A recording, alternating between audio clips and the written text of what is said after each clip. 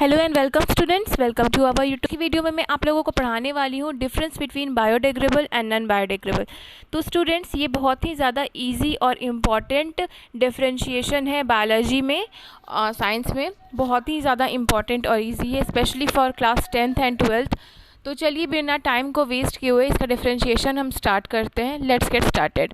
तो स्टूडेंट्स, जब भी आपसे एग्जामिनेशन में पूछा जाता है डिफरेंस लिखना के लिए कि आपको डिफरेंशिएशन लिखना है किसी भी टॉपिक के ऊपर, तो आप प्लीज़ बीच में ऐसे लाइन ड्रॉ करके लिखिएगा। पेंसिल और स्केल बहुत ही ज़्यादा इंपॉर्टेंट है। जैसे मैथ्स के एग्ज़ाम में प्रोटेक्टर कंपास इंपॉर्टेंट होता है, वैसे आप कोई से भी बायोलॉजी के एग्जामिनेशन में जा रहे हो या फिजिक्स केमिस्ट्री के जा रहे हो तो प्लीज़ स्केल लेकर के ही जाइएगा। आपको डिफरेंशिएशन लिखने के लिए बहुत ही ज़्यादा इंपॉर्टेंट होता है और बिल्कुल नीट लगता है। तो चलिए अब मैं आपको बताती हूँ। एक तरफ आपको लिखना है बायोडिग्रेडेबल, दूसरी तरफ नॉन बायोडिग्रेडेबल। कुछ स्टूडेंट्स क्या करते हैं, ऊपर में पहला टॉपिक का लिख देते हैं, नीचे में दूसरे टॉपिक का लिख देते हैं, जो कि रॉन्ग मेथड है। बोर्ड एक्सेप्ट नहीं करता है उस मेथड को और उसमें आपका मार्क्स नहीं मिलता है। आप सही भी लिखते हैं तो इस बात को गौर रखिएगा।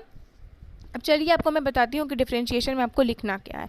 सबसे पहले तो आपको एक तरफ बायोडिग्रेडेबल नॉन बायोडिग्रेडेबल लिख देना है, ठीक है। उसके बाद पहली पॉइंट में आपको लिखना है बायोडिग्रेडेबल वेस्ट में, these waste can be broken down into non poisonous substances by the action of micro organism like bacteria and earthworm. Clear है? क्या लिखेंगे बायोडिग्रेडेबल वेस्ट के फर्स्ट पॉइंट में लिखेंगे, these waste can be broken down into non poisonous substances by the action of micro organism like bacteria and earthworms. Clear है?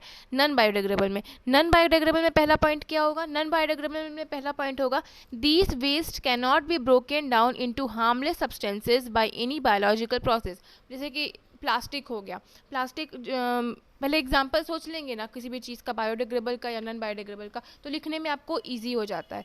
Non biodegradable क्या होता है? एक एग्जाम्पल सोचिए, प्लास्टिक होता है। प्लास्टिक को रिसाइकल करने में कितना टाइम लगता है? 100 से ज़्यादा साल लगता है। 100 से ज़्यादा साल लगता है कि नहीं लगता है?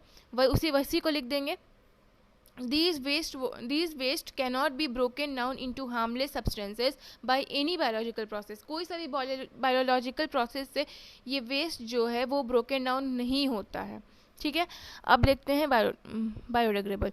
तो बायोडिग्रेडेबल में हमें दूसरा पॉइंट क्या लिखेंगे biodegradable substances change their form and structure over time and becomes harmless. वो हार्मलेस होता है। बायोडिग्रेडेबल सब्सटेंसेस जो होता है वो अपना फॉर्म चेंज कर ले या स्ट्रक्चर को चेंज कर ले तो भी वो हार्मलेस ही होता है, ठीक है। अब non biodegradable substances remain unchange over a long period of time. Clear है? तीसरा पॉइंट में क्या लिखेंगे बायोडिग्रेडेबल वेस्ट में, these do not pollute the environment. अब देखिए, जैसे कि वेजिटेबल पील हो गया, एग्जाम्पल में सोचिए बायोडिग्रेडेबल वेस्ट में, एग्जाम्पल में सोचिए एक आपका आ गया वेजिटेबल पील। सब्जी का जो छिलका होता है ना, उसको वेजिटेबल पील बोलते हैं। वो एग्जाम्पल में आप सोच लीजिए, तो क्या वो इन्वायरमेंट को पल्यूट करता है? नहीं करता है, ठीक है। तो वही लिख देंगे, they do not pollute the environment. Clear है? अब लिखना है नॉन बायोडिग्रेडेबल वेस्ट में, तो उसमें हम लिखेंगे sum of the Riemann inert and begin to accumulate in our surrounding while others cannot be made less toxic easily and hence keep on polluting the environment। यानी कि वो नॉन बायोडिग्रेडेबल जो होता है वो अब हमारे इन्वायरमेंट को पल्यूट करते रहता है, ठीक है, लिख देंगे। उसके बाद आपको लास्ट में एग्जाम्पल लिखना है। एग्जाम्पल में आप क्या लिखिएगा? एग्जाम्पल में बायोडिग्रेडेबल में कुछ एग्जाम्पल 3 लिखेंगे। 3 में क्या क्या लिखेंगे? Spoiled food, tea leaves, vegetable peels etcetera. इसके अलावा भी अगर आपको कुछ आता होगा तो आप लिख सकते हैं, लेकिन आपको यहाँ पे लिखना होगा spoiled food, tea leaves, vegetable peels etcetera. Non biodegradable में एग्जाम्पल में हमें क्या लिखना है? नॉन बायोडिग्रेडेबल में एग्जाम्पल में हमें लिखना है glass bottles, plastics, pesticides like DDT। लिखेंगे ना कि हमारे इन्वायरमेंट को ये सारी चीज़ जो है वो पल्यूट करता है, ठीक है। तो ये सारा हमें लिख देना है। ये आपसे 3 से 5 नंबर में पूछा जाता है एग्जामिनेशन में, 10th में भी और 12th में भी। प्लीज़ इस बात को ध्यान में रखिएगा, अच्छे से इसको रिवाइज करके जाइएगा। नेक्स्ट वीडियो में मैं आप लोगों को बताऊंगी और भी नए डिफरेंशिएशन, तो प्लीज़ हमारे चैनल को सब्सक्राइब ज़रूर कर लीजिएगा, साथ ही बेल नोटिफिकेशन ऑन कर लीजिएगा और इस वीडियो को लाइक शेयर ज़रूर कर दीजिएगा। मैं मिलती हूँ आपसे अपनी अगली वीडियो में, तब तक के लिए जय हिंद, वंदे मातरम।